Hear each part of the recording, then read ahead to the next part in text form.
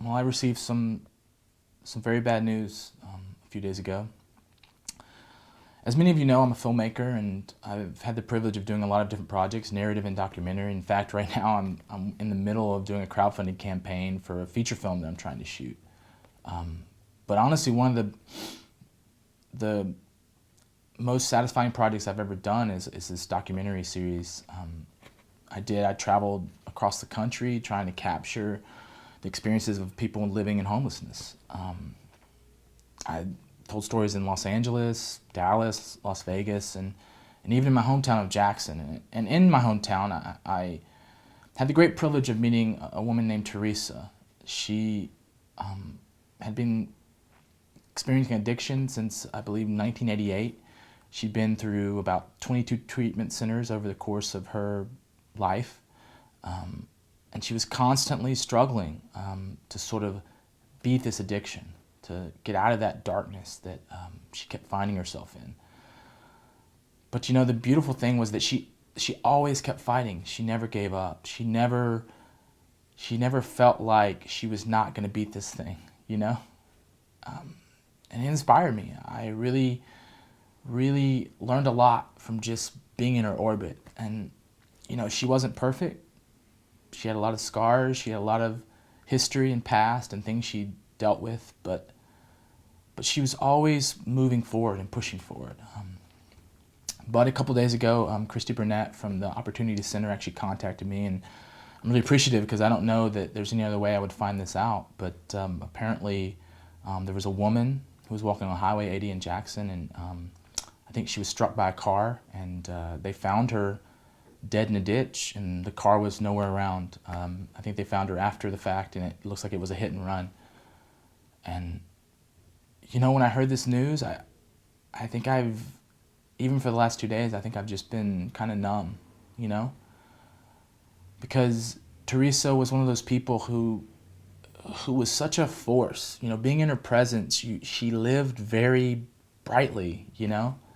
So to imagine her light being snuffed out like that, I mean, to be left dead in a ditch, alone, it's just not fair, you know? It's not right. And it makes me angry. It makes me frustrated that someone could do that and that they might get away with it.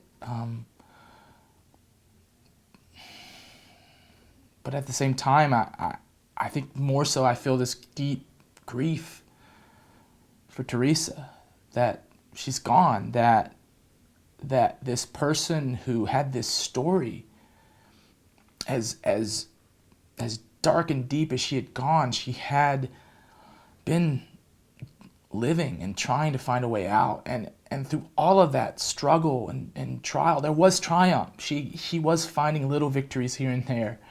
And to have that just stopped like that for no reason, it's senseless. And I just wanted to take some time to sort of remember Teresa in the best way that I know how, by continuing to tell her story. You know, I interviewed her in 2017, but I wasn't able to release the documentary until 2018.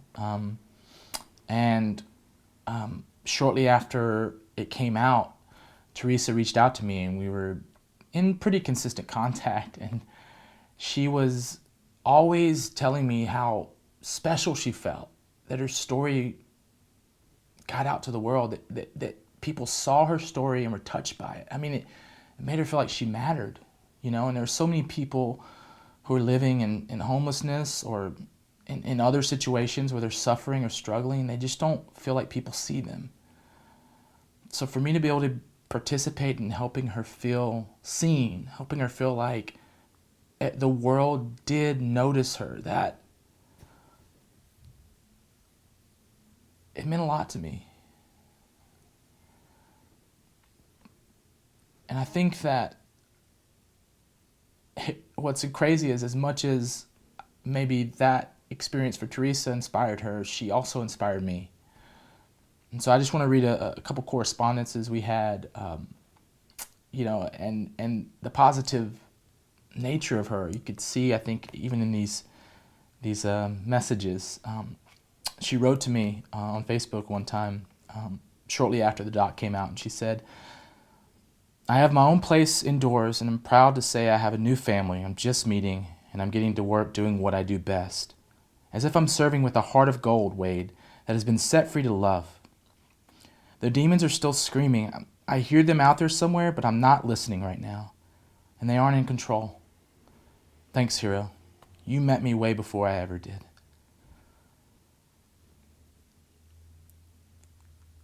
She always did have those demons screaming out there somewhere, but she was always fighting them, you know? And she's always trying to find a way out.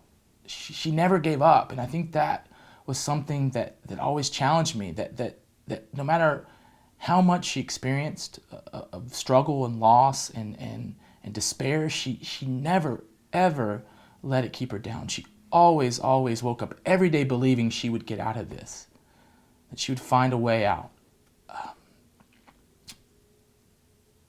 And I just found that, like I said, challenging, but also something that really pushed me to even face the challenges in my own life. In fact, I was at a low point and struggling, and I was messaging with her, and she said this to me. She said, "You, my special friend and hero of sorts, turned it all around for me. It made me feel as if I was the one important in making the world go round in bright light. Darkness will never win, neither will any form of prejudice or self-seeking, not for those of us who truly matter. You will always be you, and I will always be me. Our passion is inside and pours out on sad souls who still have no clue and are desperately seeking it through the life and works of others." Teresa wanted to help people. For, I think, a long time, she wanted to let her story be something that inspired others to not go down the same path, to not make the same bad choices. And even at the end, when she was still struggling all the time, she felt like she still had something to give to the world. Do you understand what that means? That like someone who at sometimes felt like she had nothing still felt like she had something to give to the world.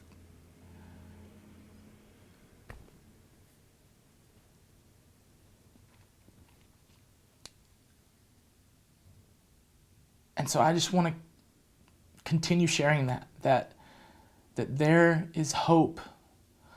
You may be struggling. You may feel like you have nothing to offer. You may feel like no one sees you, but that is not true. You have a story to tell, and if you tell it boldly and confidently, if you give it out to the world, you will be seen. People will notice, and maybe even you can inspire others.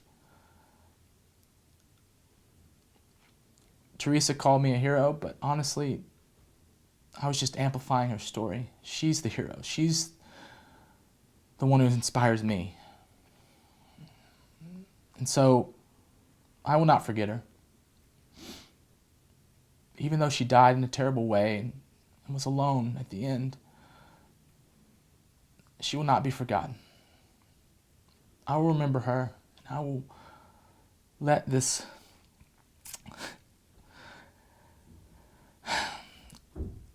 this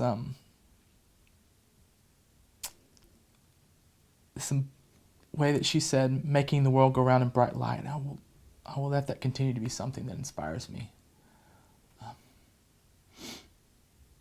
So I pray it will inspire you too. Thank you.